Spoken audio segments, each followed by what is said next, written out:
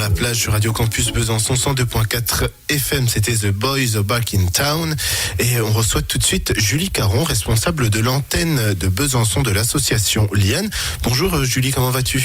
Bonjour, merci, ça va très bien.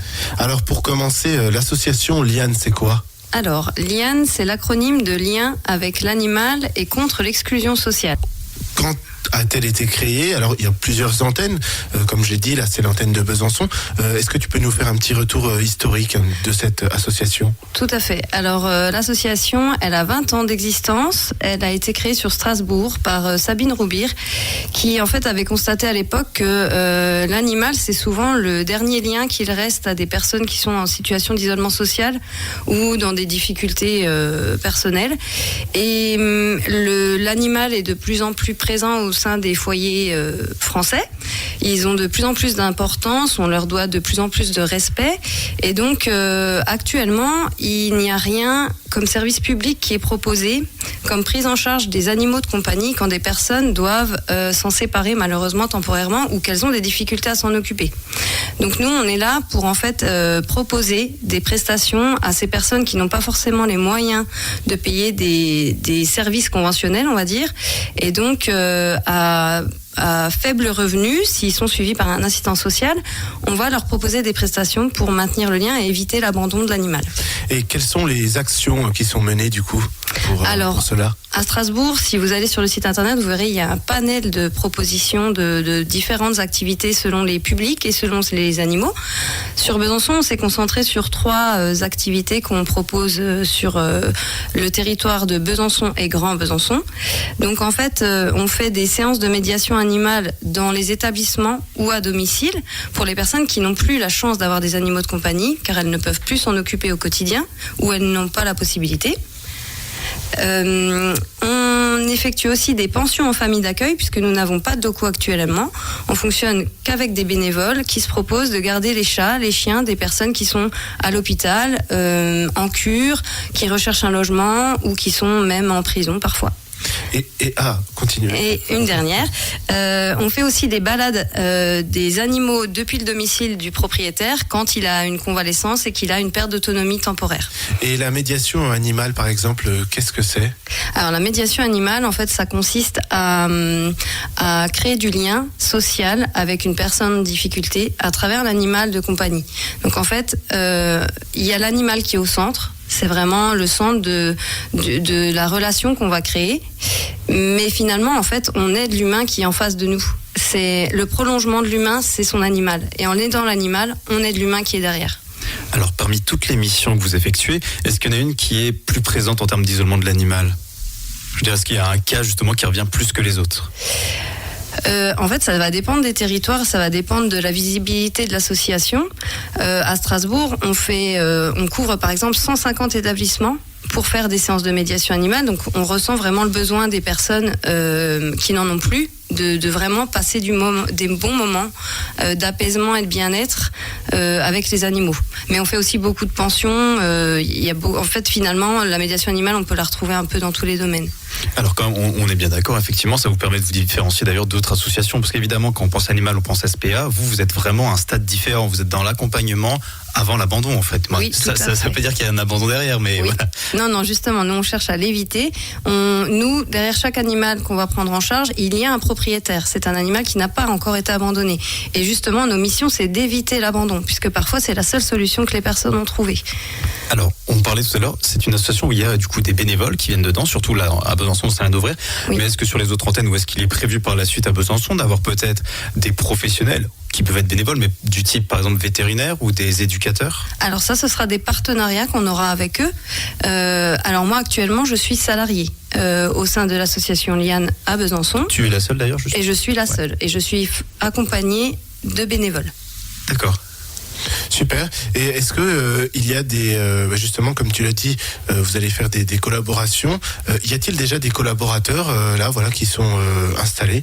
Alors, pas installés, pas validés, on va dire. On est dans les démarches. Alors, on a déjà beaucoup communiqué avec le CCAS, puisque c'est le Centre communal d'action sociale. Nous, on a besoin d'avoir des partenaires sociaux, puisque c'est comme ça qu'on va atteindre les personnes en situation d'isolement ou de précarité. Et généralement, combien de temps intervenez-vous auprès des personnes qui font appel à vous ? Eh bien, en fait, notre avantage, c'est qu'on va s'adapter toujours à la personne. Donc, en fait, si elle a besoin de nous pendant 3 mois, on prendra en charge son animal pendant 3 mois. L'idée, c'est vraiment de les accompagner jusqu'au bout, ou en tout cas de trouver des relais, sinon on n'est pas capable de le faire. Justement, est-ce que vous demandez quand même aux personnes qui laissent pour une certaine période de l'animal, je ne sais pas, une forme de paiement, ou alors c'est... Tout à fait, Ouais. oui. En fait, c'est un service qui n'est pas gratuit. C'est plutôt une symbolique de paiement, puisqu'on peut descendre vraiment très bas dans nos tarifs. Mais forcément, la personne va devoir payer une partie de la prestation. Oui, Voilà. sinon de toute façon ça vous reviendrait quand même très cher pour une Oui, alors nous, on espère avoir le soutien des partenaires, comme je le disais, du CCAS, de la région, du département, etc., puisqu'on considère qu'on représente un peu un service qu'on rend à la population que l'État ne propose pas actuellement. Comme une mission d'intérêt public en fait. Voilà, tout à fait. Et vous proposez également des formations en éthologie. Alors de quoi s'agit-il ?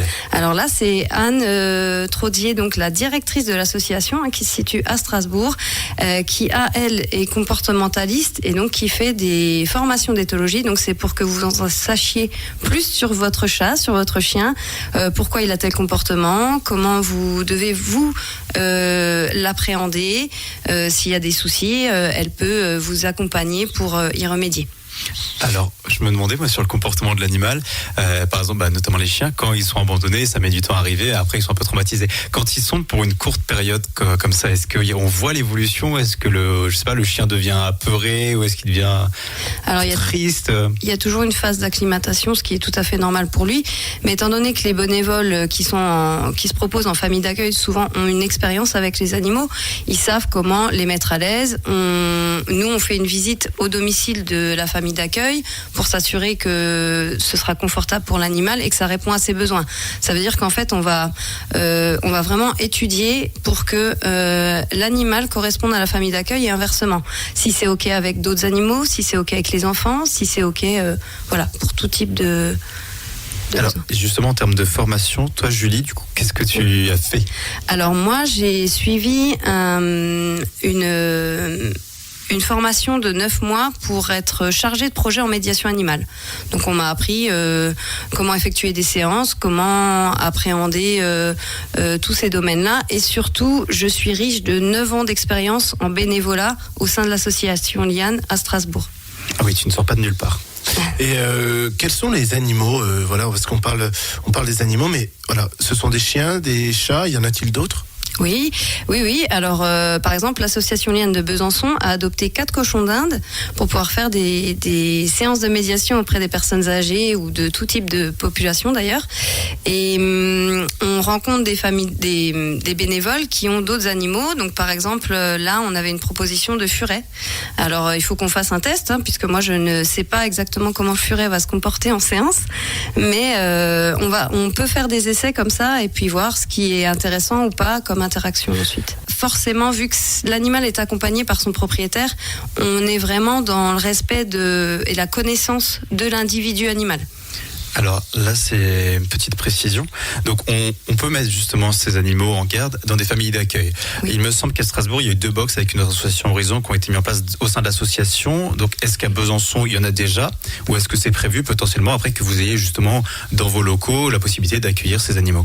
Oui, alors à Strasbourg, il y a l'association Liane, elle bénéficie de 9 box au sein de son siège social, on va dire, de ses locaux. Et en effet, il y a d'autres associations ou des institutions qui ont mis en place des box pour accueillir des personnes sans domicile fixe, par exemple, avec leur animal de compagnie.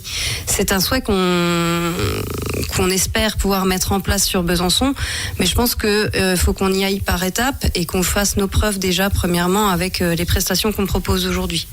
Et l'antenne de Besançon est relativement récente, alors comment ça se passe ?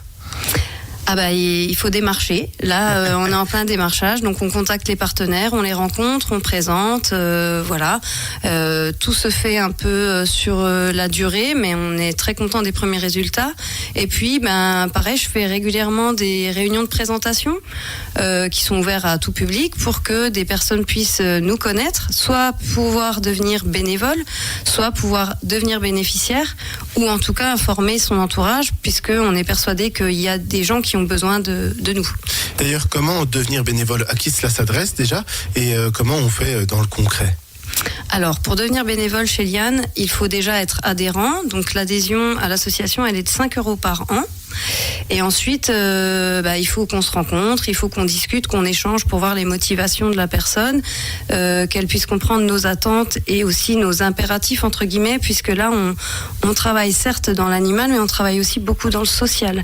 Donc, il faut avoir un profil d'empathie et de compréhension, de non-jugement auprès des personnes qu'on va accompagner.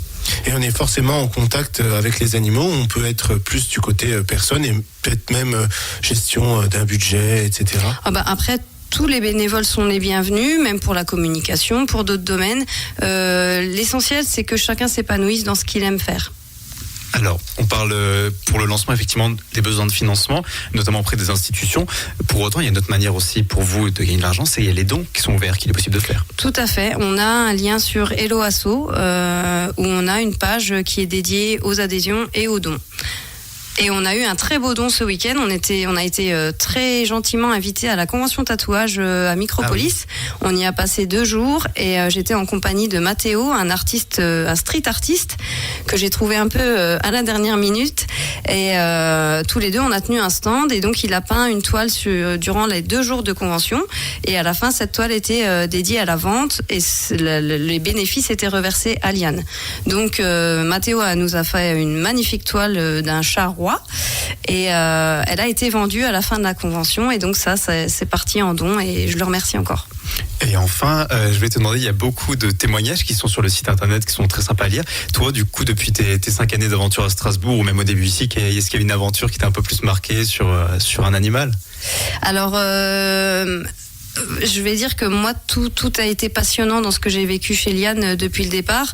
C'est vrai que quand c'est des animaux qu'on voit toutes les semaines, quand la fin de prise en charge s'arrête parce que la personne va mieux et qu'elle n'a plus besoin de nous, alors on est super content et en même temps on a un petit pincement au cœur parce que cet animal on ne le reverra plus, mais c'est pour des fins positives donc on relativise. Et vous gardez contact avec justement les personnes que vous aidez ? Alors, tout est centralisé au sein de l'association. Donc, en fait, les bénévoles ne sont pas censés garder contact avec un bénéficiaire. C'est l'association qui peut donner des nouvelles si le propriétaire nous en donne, bien entendu.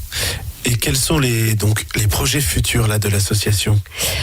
C'est vraiment de s'installer, de s'ancrer sur le territoire, de faire nos preuves, entre guillemets, pour montrer que la médiation animale, c'est vraiment important. Ça peut toucher tous les publics. Et on est vraiment dans une période sociale où la précarité est mise en avant, on va dire, parce que elle est très très envahissante entre guillemets et nous on veut être là pour toutes ces personnes qui sont en détresse à travers leur animal de compagnie. Et alors où est-ce qu'on peut retrouver l'association sur les réseaux sociaux, c'est ça, un site Oui, internet? on a une page Facebook, on a une page Instagram et puis on a le site internet donc qui concerne plutôt Strasbourg, mais c'est très intéressant d'y aller parce qu'il y a les statuts, les règlements intérieurs de l'association, il y a plein d'informations qui peuvent donner envie à qui voudra de devenir bénévole chez nous. D'accord, super. Merci beaucoup Julie pour ce témoignage pour l'association.